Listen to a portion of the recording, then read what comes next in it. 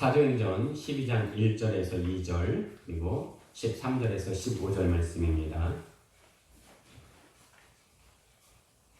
예, 다 찾으셨죠? 교독하도록 하겠습니다.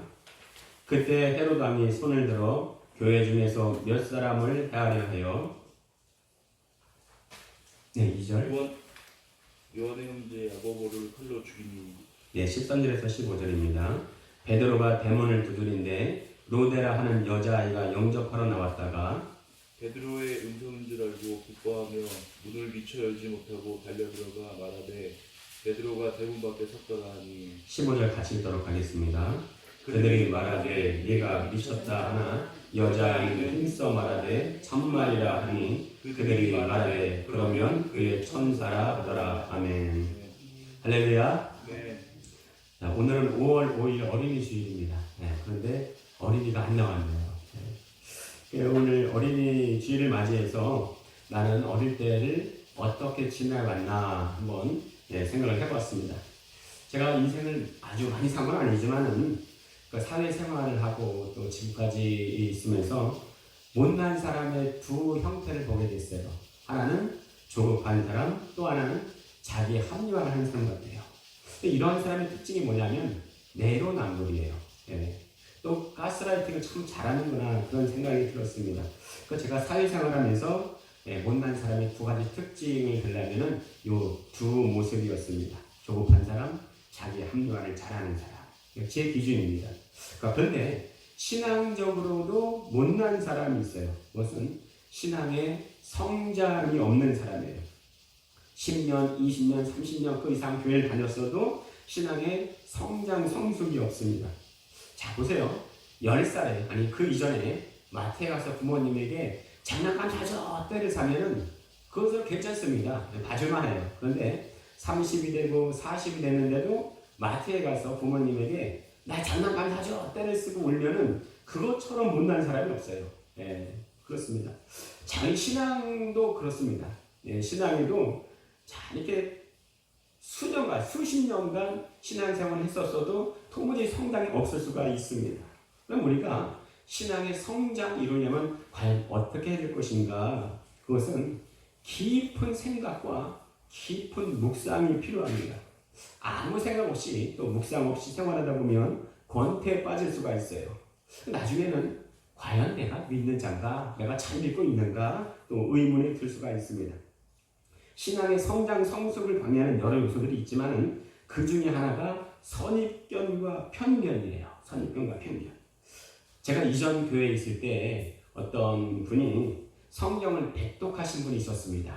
근데 그분은 목사님이 설교 본문 그리고 제목을 딱 보면은 목사님이 어떤 설교를 하시겠구나 딱 느낌이 온다는 거예요.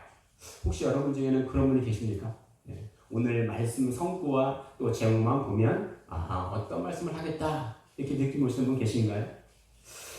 저는 청년 때 성경을 너무 알고 싶어서 성경을 필사를 했어요. 필사했습니다. 그랬더니 평소에는 모르던 눈에 띄지 않던 그런 문장들을 엄청 큰 깨달음이 오는 거예요. 그런데 문제가 뭐냐면은 목회자의 설교 말씀이 귀에 안 들어오는 거예요. 자, 다 아시죠? 제가 이전 주기도문에 지금은 많이 안 하는데 대개 나라와 권세였을 때 대개가 무슨 뜻이라고 했습니까? 대개가 무슨 뜻이라고 했어요? 왜냐하면 이렇게 왜냐하면 왜 주기도문 할 때 내 육적인 필요한 것, 혼적인 필요한 것, 영적인 필요한 것 다 구하잖아요. 예. 그런데 맨 끝에 보면 뭐라고 나와 있어요? 대개 나라와 권세와 영광이 다 아버지에 있기 때문입니다. 그러니까 주기도문하는 것은 뭐예요? 나의 모든 공급자가 바로 하나님이십니다. 나의 주인이 바로 하나님이십니다. 이것을 인정하고 시인하는 것이 바로 주기도문이라는 거예요. 예. 청년 때 이것저것 알려고 궁금증이 많다 보니까 이것을 제가 알게 됐어요. 야, 정말 신기하고 대단한 거 알았다. 근데 이런 거를 전도사님은 알고 있을까 생각이 들었어요. 전사님을 시험해보고 싶었어요. 그래서 당시에 청년 때 전도사님에게 물어봤습니다. 전사님, 주기도문에 대개 나라와 관세 있는데 이 대개의 뜻이 무슨 뜻인가요? 했더니 전사님이 그 잘 모르겠네요 이러는 거예요. 아, 제가 속으로 어떤 생각했냐면은 나는 아는데 전사님은 모르시네 그러는 거예요. 아, 그런데 그 당시에는 내가 생각해도 전사님보다 내가 더 기도를 많이 하는 것 같은 거예요. 그런 생각이 들었어요. 그런데 제가 신학을 하고 교역자 생활을 하다 보니까 야, 내가 그때 잘못했구나. 내가 정말 회개할 짓을 했구나 하는 생각이 들었습니다. 여러분, 신앙생활 성공하려면 신기한 것 몇 개 알아서 되는 게 아닙니다.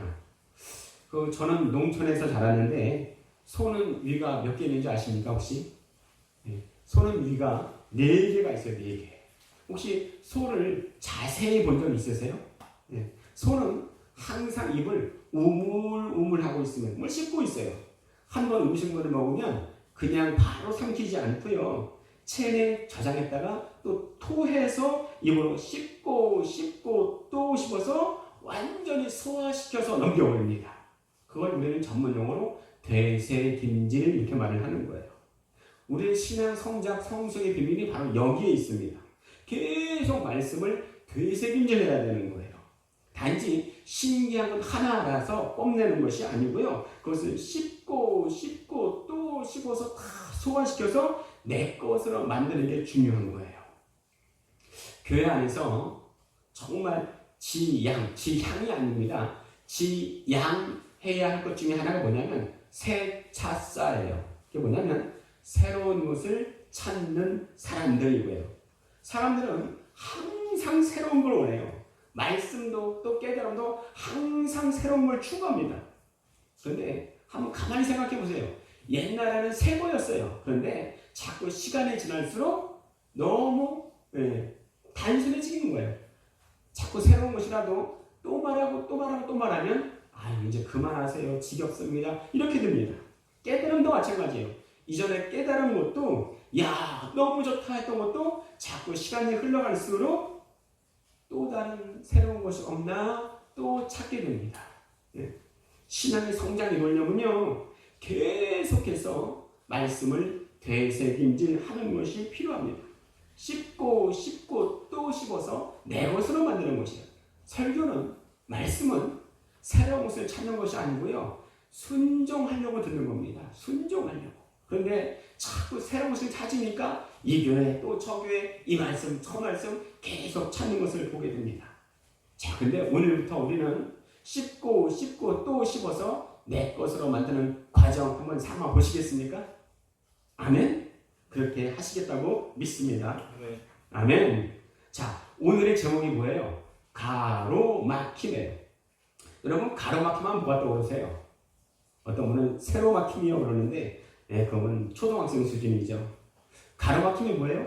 내가 더 앞으로 나가고자 할 때 담벼락이 있어요. 그래서 앞으로 나가지 못하고 더 이상 올라가지 못하는 상태, 주저앉는 상태, 이것이 가로막힘이에요. 우리 영적인 가로막힘, 혼적인 가로막힘, 또 영적인 가로막힘이 있습니다.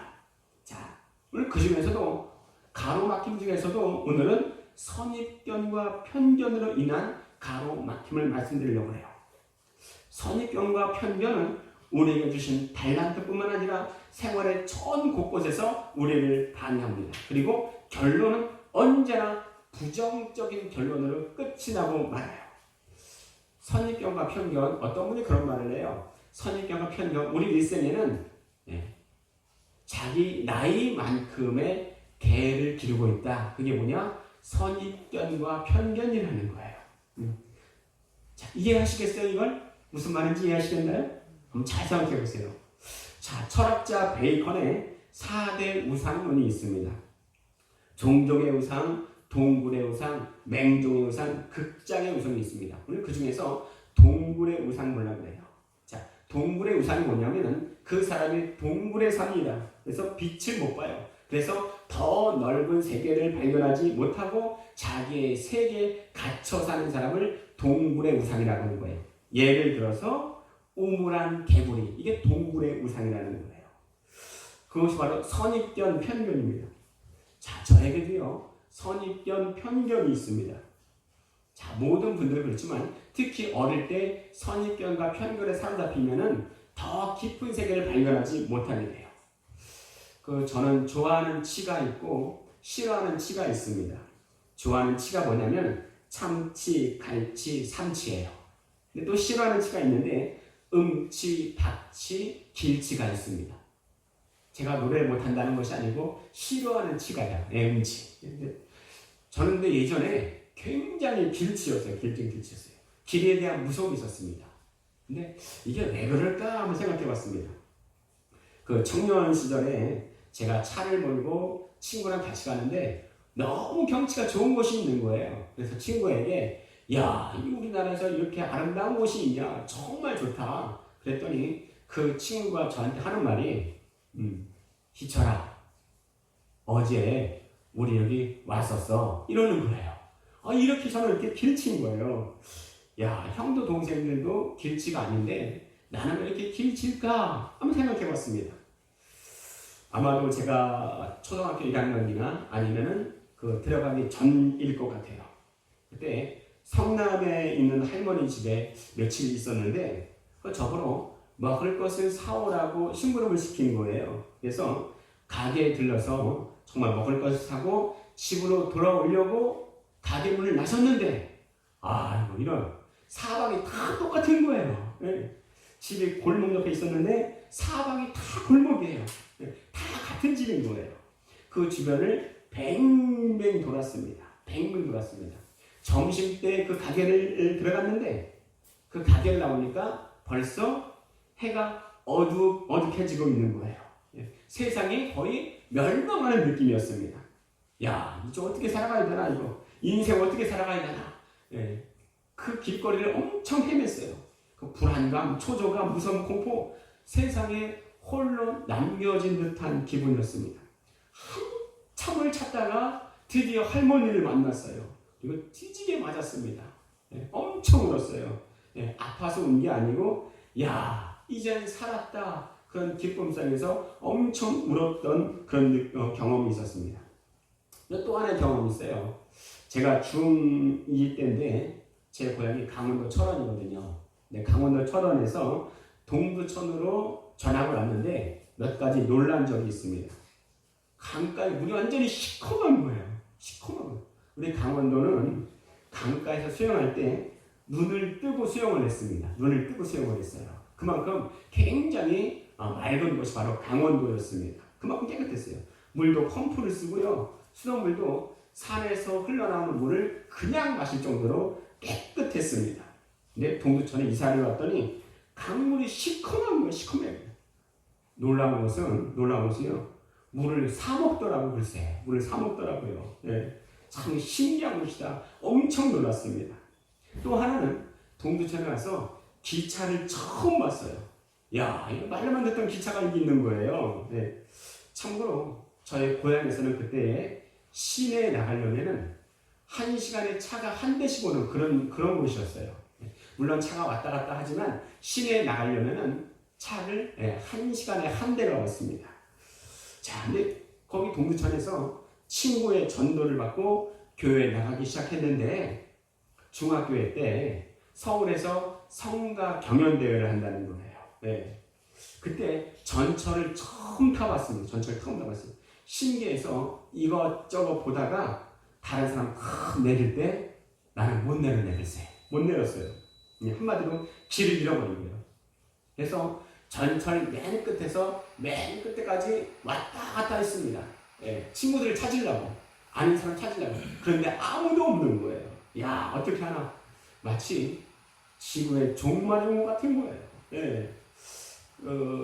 그런데 그런 말을 들었던 것 같아요. 아마 서울역 정도에서 성가 경연대회를 한다. 그런 말을 들은 것 같아서 서울역에서 내렸습니다. 그리고 끝나기까지 계속 기다렸어요. 그런데 아무도 안 오는 거예요. 근데 저녁까지 거의 밤까지 서울역에서 기다렸어요.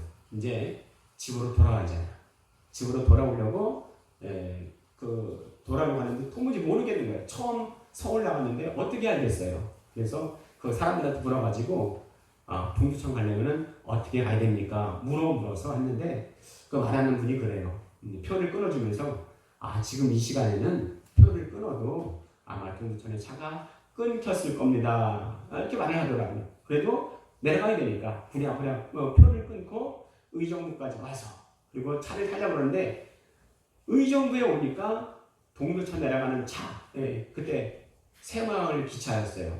아마 150원짜리 기차였는데 그 기차에서 막 출발하고 있는 거야, 의정부에서. 그래서 출발하는 기차에 올라타가지고 마지막으로 왔던 기억이 있습니다. 또 제가 무서워하는 게 정말 사다리를 무서워해요. 제가 이전에 말씀드린 적이 없는데 제가 이전에는 굉장히 아팠던 적이 있습니다. 아팠던 적이 있어요. 병이 있었는데 참고 또 참았어요. 나을 거야 기도하고 있었는데 어차피 병원에 갈 수밖에 없던 계기가 있어요. 2010년 3월 달에 부활절에 있었는데 부활절에 현수막을 달려고 삼각사다리 있죠.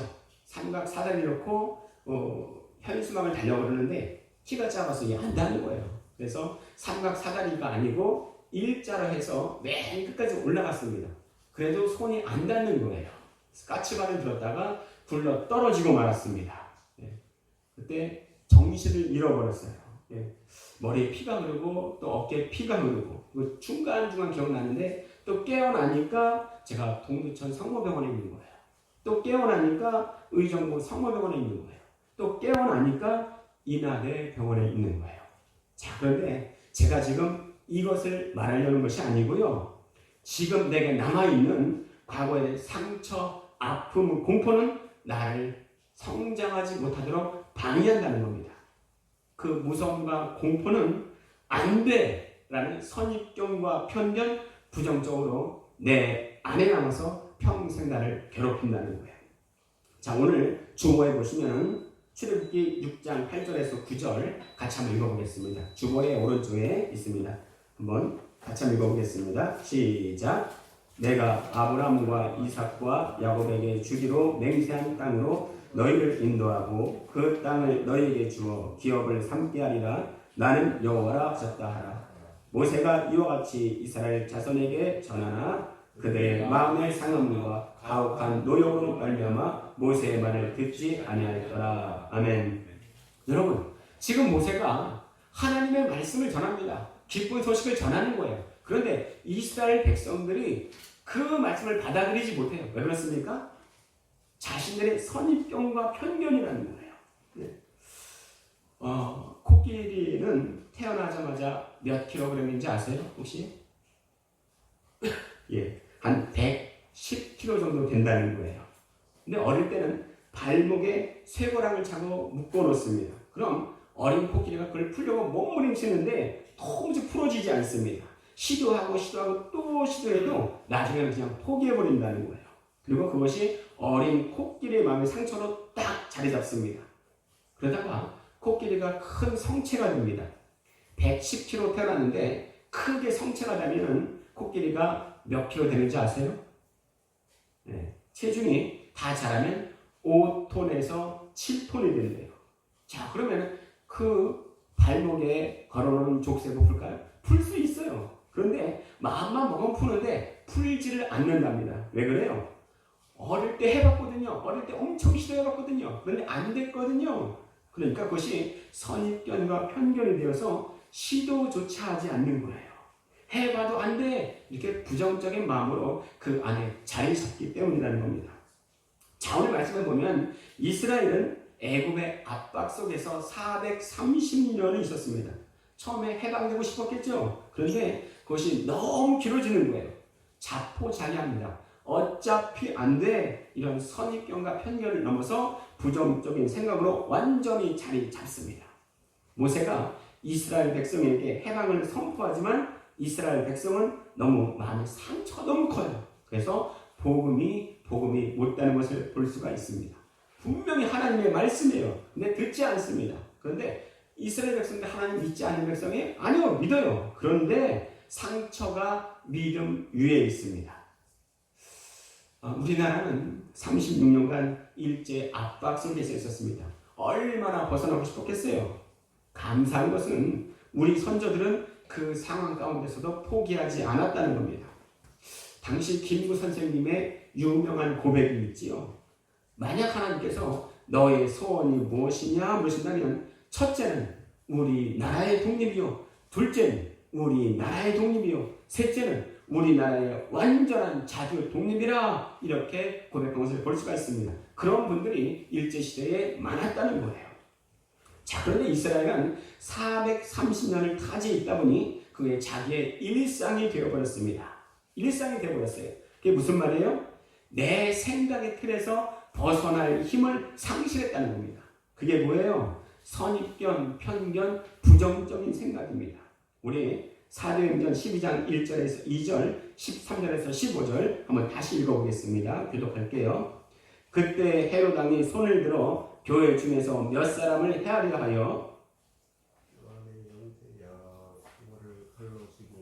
자 13절입니다. 베드로가 대문을 두드린데 로데라 하는 여자아이가 영접하러 나왔다가 베드로의 음성인 줄 알고 기뻐하여 문을 미처 열지 못하고 달려들어서 말하되 베드로가 대문 밖에 섰더라. 15절 같이 읽겠습니다. 시작. 그들이 말하되 네가 미쳤다 하나 여자아이는 힘써 말하되 참말이라 하니 그들이 말하되 그러면 그의 천사라 하더라. 아멘. 자, 12사도 중에 최초의 순교자가 있습니다. 누구예요? 예수님의 동생인 야고보입니다. 우리가 흔히 야고보서 할 때는 사도 야고보가 아니고 예수님의 동생인 야고보가 쓴 책이 바로 이 야고보서예요. 근데 그가 바로 감옥에 갇혔습니다. 그러면 그 주변의 측근들, 믿는 자들 뭘 했을까요? 기도했겠죠. 풀려나게 하여 주시옵소서, 살아서 우리에게 돌아오게 하여 주시옵소서, 모두가 간절히 기도했습니다. 그런데 결론 어떻게 돼요? 야고보가 죽습니다. 그리고 베드로도 잡혀버리고 마는 거예요. 주변의 성도는 또 기도합니다. 뭘 기도했을까요? 주여, 베드로가 풀려나오게 하여 주시옵소서.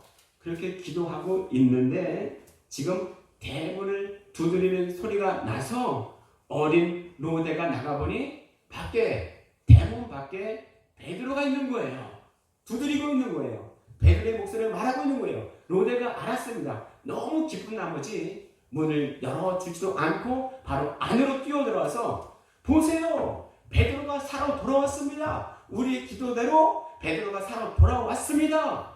이렇게 말하는데 기도하고 있는 사람들은 지금 어떻게 반응하고 있습니까? 12장 15절 같이 한번 읽어보실까요? 시작. 그들이 말하되 네가 미쳤다 하나 여자아이는 힘써 말하되 참말이라 하니 그들이 말하되 그러면 그의 천사라더라. 지금 안에서는요, 베드로가 풀려나게 하여 주시옵소서 기도하면서도 지금 밖에 베드로가 왔습니다 하니까 지금 우리나라 말로 하면 어떤 말이냐면, 야 이년아 너 미쳤구나. 지금 베드로는 감옥에 있어 그런 거예요. 기도하면서. 지금 왜 이런 반응을 합니까? 그때 야고보가 감옥에 gat혀 있었어도, 우리가 기도했어도 야고보는 죽었거든요.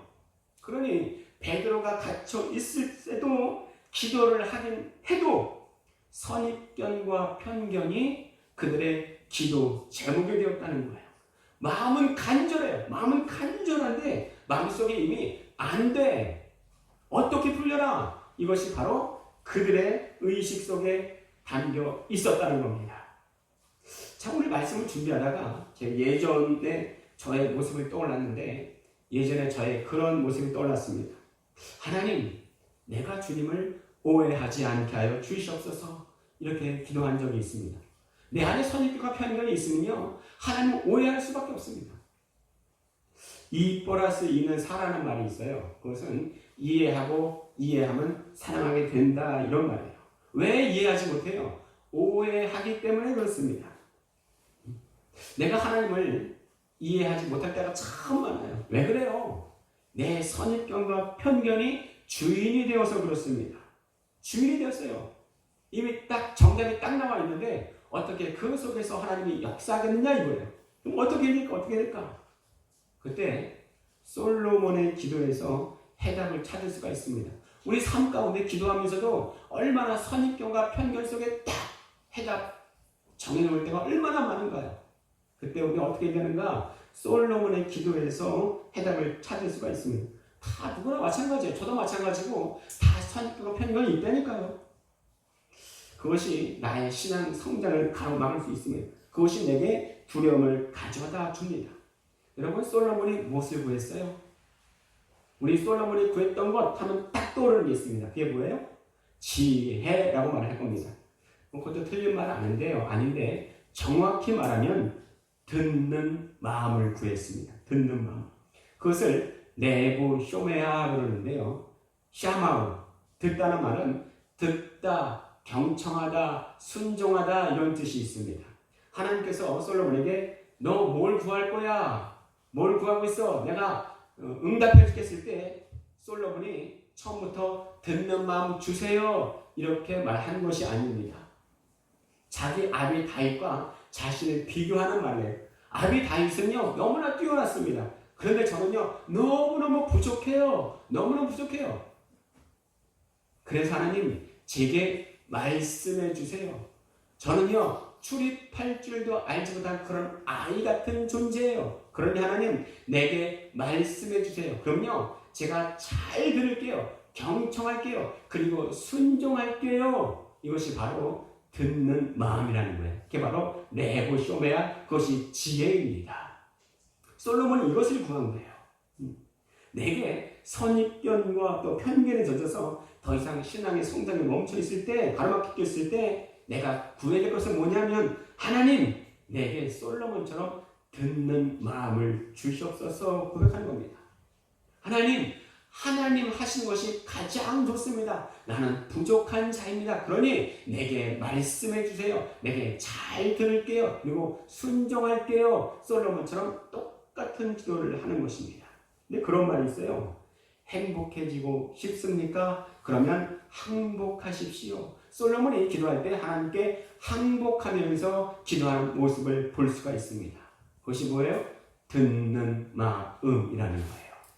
또 하나 우리의 신앙 성장을 가로막는 것이 있는데 그것은 주 종이 바뀌는 겁니다. 우리가 하는 모든 것에 성공하고 싶은 마음이 있어요. 멋지게 성전을 건축하고 싶은 마음이 있습니다. 전도를 하면 베드로처럼 수천 명이 우리 교회에 오고 싶어하는 마음이 다 있을 거예요. 그러나 우리가 먼저 우리 마음속에 품어야 할 것은 뭐냐면 하나님 사랑입니다. 하나님을 사랑하는 자, 곧 그 뜻대로 부르심을 입은 자에게는 모든 것이 합력하여 선을 이루느니라 말씀하셨습니다. 우리는 선을 이루기를 원해요. 그리고 모든 것이 결과가 좋기를 원합니다. 그러나 하나님을 사랑하는 것이 먼저 되어야 됩니다. 주 종이 바뀌면 신앙의 성장은 가로막힐 수밖에 없어요. 분명히 하나님을 사랑하고서도 결과가 안 좋을 수 있습니다. 그런데 하나님을 사랑하지 않고서도 결과가 좋을 수 있습니다. 그러면 우리는 무엇을 선택해야 할 것인가? 좋은 게 아닙니다. 결과가 좋으면 과정이야 어떻든 괜찮아. 이것은 기독교적 마인드가 아니에요. 기독교적 세계관이 아닙니다. 결과가 좋지 않더라도 우리는 하나님 사랑하는 것을 선택해야 할 것입니다. 자, 각 사람의 선입견과 편견은 나를 더 옥죄어서 더 큰 세계를 보지 못하게 하는 것이 분명히 있습니다. 그러나 말씀으로 이것을 이겨나가야 되는데 두 가지입니다. 뭐예요? 처음에 솔로몬의 기도예요. 듣는 마음 주시옵소서. 듣는 마음이 뭐라고요? 내부 쇼메하고 해서 하나님 난 너무나 부족해요. 난 아이라 출입할 줄 알지 못합니다. 그러나 내가 말씀해 주시면 내가 잘 듣고 순종할게요. 이것이 내부 쇼메야 듣는 마음이라고 했습니다. 두 번째 뭐라고 그랬어요? 무엇보다 하나님을 사랑하게 하여 주시옵소서. 주 종이 바뀌지 않게 하여 주시옵소서. 비록 실패한 것처럼 보여도 그것으로 말미암아서 그 사건으로 말미암아서 내가 더 하나님을 신뢰하고 사랑할 수 있다면 그것은 결코 실패가 아닙니다. 제가 이전에 아동무술 맡았을 때 아이들에게 하는 말이 있었습니다. 여러분이 죄 지었을 때 두 가지 기도를 해라. 첫 번째는 회개 기도, 두 번째는 내가 더 하나님을 사랑하게 하여 주시옵소서. 이 두 가지 기도를 해라.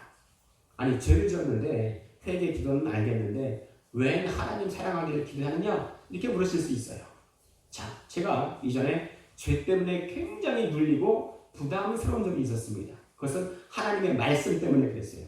하나님이 거룩하니 너희도 거룩하라 성경은 말씀하십니다. 하나님이 거룩한 줄 알겠어요. 그런데 나도 거룩하니 내가 어떻게 거룩합니까? 이런 고백을 한 적이 있습니다. 근데 한번 생각해 보세요. 내가 사랑하는 사람을 만나려고 해요. 그러면 더럽게 만나겠습니까? 그렇지 않아요. 얼굴도 깨끗하게 가장 좋은 얼굴로, 그리고 옷도 가장 깨끗한 옷으로 그 앞에 나갈 것입니다. 자, 마찬가지예요. 내가 하나님 앞에 나갈 때 내 앞에서 거룩하라 이 말은 뭐예요? 이 말씀은 더욱더 하나님을 사랑하면 간단히 해결되는 문제입니다. 내가 하나님을 사랑하면요, 그 앞서 가장 깨끗한 모습으로 나아가고 싶어하는 마음이라는 거예요. 자, 오늘 제목이 뭐였습니까? 가로막힘. 우리 신앙생활에 가로막힘이 참 많습니다. 여러 이유가 있겠지만 두려움에 대한 또 선입견과 편견으로 부정적인 생각이 나를 확 사로잡을 수가 있습니다. 그때 누구를 기억해야 됩니까? 첫 번째는 솔로몬처럼 듣는 마음을 주시옵소서. 두 번째 또 무엇을 기억해야 됩니까? 하나님을 사랑함으로 신앙생활의 주 종이 바뀌지 않게 하여 주시옵소서. 뭘 하든지 간에 하나님의 사랑이 나를 사로잡아서 나의 전생에 있음으로 말미암아서 가로막힘이 풀리고 열리는 역사가 있기를 우리 주 예수 그리스도의 이름으로 간절히 축원드립니다. 기도하시겠습니다. 살아계셔서 지금도 역사하신 하나님 아버지 참으로 감사드립니다. 참 우리가 신앙생활을 할 때에 우리에게 하는 두렵고 무섭고 또 선입견과 편견이 나로 사로잡을 때가 있습니다.